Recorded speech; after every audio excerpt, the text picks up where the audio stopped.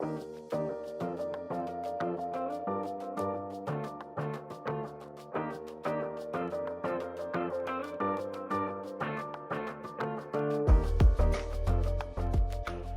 parc national de Konkwati-Douli, au Congo, est une réserve exceptionnelle, abritant une biodiversité marine remarquable.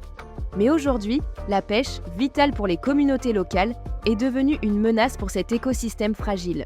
Vous savez que les ressources halieutiques subissent une grande pression au niveau de l'Afrique en général, mais au Congo en particulier. On a deux types de menaces qui posent problème sur le parc. C'est des pêcheurs qui n'ont pas de droit d'usage, qui sont des pêcheurs semi-industriels venant de Pointe-Noire dans les zones intégralement protégées du parc et sur la partie communautaire qui est réservée aux communautés, et également du chalutage industriel illégal par des bateaux de pêche industriels.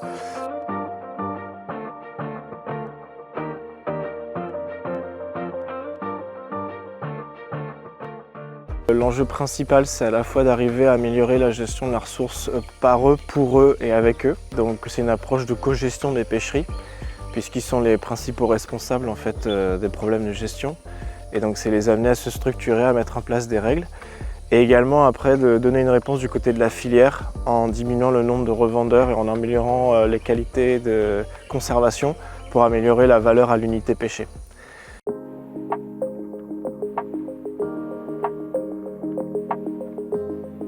Tous les enjeux vont être essentiellement sur le fait d'arriver à empêcher l'arrivée des pêcheurs illégaux sur la zone de pêche qui est réservée aux communautés locales, et également d'accompagner les pêcheurs dans des pratiques de pêche qui évitent les pêches accidentelles sur nos espèces emblématiques, type dauphin à bosse, type tortue. Si on croise une personne en infraction, au début on le sensibilise, on tire son attention que la zone là où vous êtes, c'est une zone interdite parce que les limites du parc au niveau de l'océan n'est pas matérialisée. Donc les gens confondent beaucoup. Après ça, si la personne, on le croise pour la deuxième fois, il devient récidive. Donc du coup, on commence à saisir d'abord le matériel de pêche qu'on va trouver avec lui, tel que les filets. Et après les filets, on va le laisser partir. Troisième fois, si on l'attrape encore au niveau de nos océans, là, il va se justifier devant le procureur de la République. Il y a des outils qui sont utilisés. Nous avons l'application Earth Ranger et avec les détecteurs spéciaux qui nous permettent de détecter rapidement quand un bateau, un chalutier entre dans la zone de protection intégrale. Depuis la salle de contrôle, on détecte déjà sa présence et de là, on peut déployer les éléments.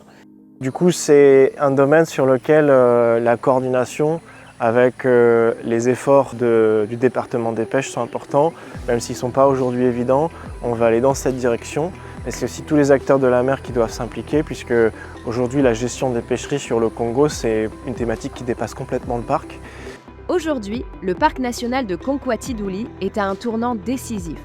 La protection de ses ressources marines passe nécessairement par un équilibre délicat entre conservation rigoureuse et développement communautaire durable.